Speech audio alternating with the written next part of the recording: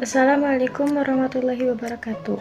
Perkenalkan, nama saya Amanda Amatia Putri dengan NIM 124301512, berasal dari kelas A Ilmu Hukum. Berdasarkan apa yang kita ketahui, bahwa hukum itu diklasifikasikan menjadi beberapa hal. Yang pertama, hukum berdasarkan luas berlakunya. Yang kedua, hukum berdasarkan sumbernya. Yang ketiga, berdasarkan daerah kekuasaan. Yang keempat, berdasarkan kekuatan berlakunya. Yang kelima, hukum berdasarkan isinya. Yang keenam, hukum berdasarkan fungsinya dan pemeliharaannya. Yang ketujuh, berdasarkan wujudnya. Yang kedelapan, waktu berlakunya. Dan yang kesembilan, hukum itu berdasarkan dengan bentuknya. Adapun tujuan daripada penggolongan atau klasifikasi hukum adalah yang pertama, dari segi teoritis, untuk dapat dicapai suatu pengertian yang lebih baik, dan dari segi praktis adalah supaya lebih mudah dapat menemukan dan menerapkan hukum yang.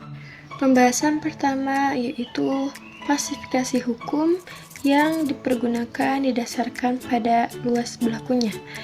Dibagi menjadi ada hukum umum dan ada hukum khusus. Hukum umum adalah aturan hukum yang berlaku pada umumnya.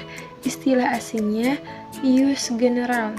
Misalnya, aturan tentang sewa-menyewa atau hukum pidana umum. Kedua, ada hukum khusus.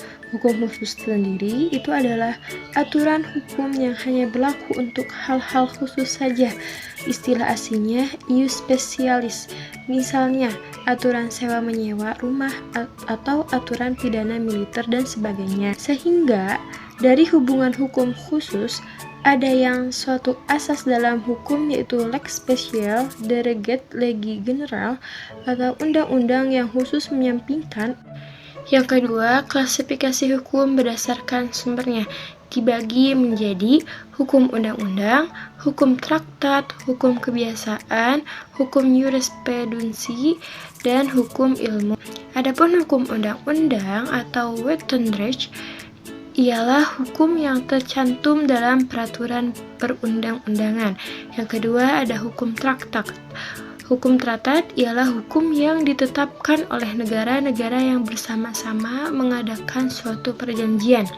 Yang ketiga, hukum kebiasaan dan hukum adat ialah hukum yang terletak dalam peraturan-peraturan kebiasaan atau adat. Yang keempat, ada hukum jurisprudensi ialah hukum yang terbentuk karena keputusan hakim. Yang terakhir ada hukum ilmu, yaitu hukum sebetulnya saran-saran yang dibuat oleh para ahli hukum. Ada poin ketiga, klasifikasi hukum berdasarkan daerah kekuasaannya. Berdasarkan daerah kerja, hukum dibedakan antara hukum nasional, hukum internasional, hukum asing. Hukum nasional ialah hukum yang hanya berlaku dalam wilayah negara tertentu. Hukum internasional yaitu hukum yang berlaku di wilayah berbagai negara. Dan yang terakhir adalah hukum asing ialah hukum yang berlaku di negara lain. Yang keempat, klasifikasi hukum berdasarkan kekuatan berlakunya atau sanksi. Dibagi menjadi hukum paksa dan hukum tambahan. Hukum paksa sendiri ialah hukum yang bersifat memaksa, sedangkan hukum tambahan adalah yang bersifat mengatur atau menambah. Poin kelima yaitu klasifikasi hukum berdasarkan isinya. Ada hukum publik, ada hukum privat.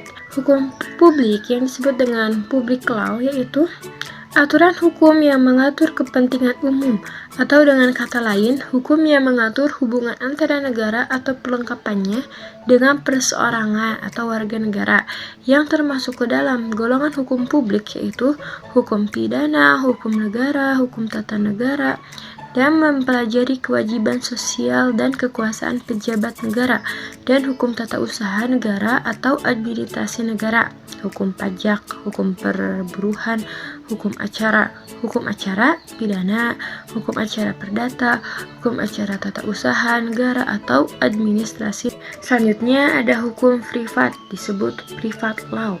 Hukum privat ialah hukum yang mengatur hubungan antara orang yang satu dengan yang lain, dan juga negara sebagai pribadi. Ini lebih menitik beratkan kepada kepentingan perseorangan. Yang termasuk ke dalam hukum privat adalah hukum perdata, hukum dagang. Kemudian yang keenam, klasifikasi hukum berdasarkan fungsinya dan pemeliharaannya dibagi menjadi dua, ada hukum material dan hukum formil. Hukum material adalah hukum yang mengatur isi perhubungan antara kedua belah pihak atau yang menerangkan perbuatan mana yang dapat dihukum dan hukuman apa yang dapat dijatuhkan. Contohnya seperti Pasal 236 KUHP Perdata tentang siapa membuat surat palsu atau memalsukan surat yang mengakibatkan kerugian buat orang lain, maka harus dipenjara setinggi-tingginya 6 tahun. Yang kedua ada hukum formil. Hukum formil yaitu hukum yang merujuk cara menjalankannya. Misalnya, dalam perselisihan, hukum formil menunjuk cara menyelesaikan perkara itu di muka hakim. Yang ketujuh, klasifikasi hukum berdasarkan wujudnya terbagi menjadi dua, ada hukum objektif dan hukum subjektif. Hukum objektif adalah hukum dalam suatu negara yang berlaku umum dan tidak mengenal orang atau golongan tertentu. Biasanya lebih kepada norma-norma hukumnya. Yang kedua ada hukum subjektif, hukum yang timbul dari hukum objektif dan berlaku terhadap seorang tertentu atau lebih. Hukum subjektif juga disebut. Yang kedelapan, klasifikasi hukum berdasarkan waktu berlakunya terbagi menjadi tiga. Yang pertama ada ius constitutum, yang kedua ada ius constituendum, yang ketiga ada hukum asasi.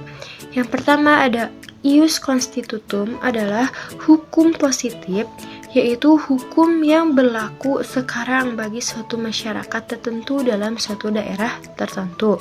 Yang kedua, ius constituendum adalah hukum yang dicita-citakan atau hukum yang diharapkan berlaku pada waktu yang akan datang.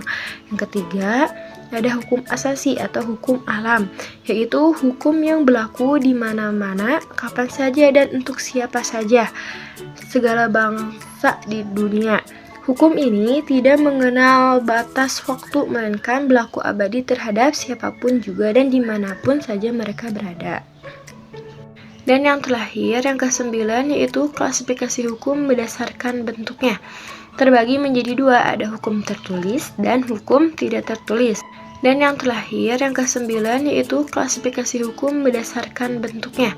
Terbagi menjadi dua, ada hukum tertulis dan hukum tidak tertulis. Hukum tertulis atau written law, yaitu hukum yang dicantumkan dalam berbagai peraturan perundang-undangan. Hukum tertulis dibagi ke dalam dua, ada yang dikodifikasikan dan yang tidak dikodifikasikan. Contoh hukum yang dikodifikasikan yaitu hukum KUHP pidana tahun 1918, KUHP sivil 1847, KUHP dagang 1847. Contoh yang tidak dikodifikasikan yaitu peraturan undang-undang merek perdagangan dan peraturan undang-undang hak cipta.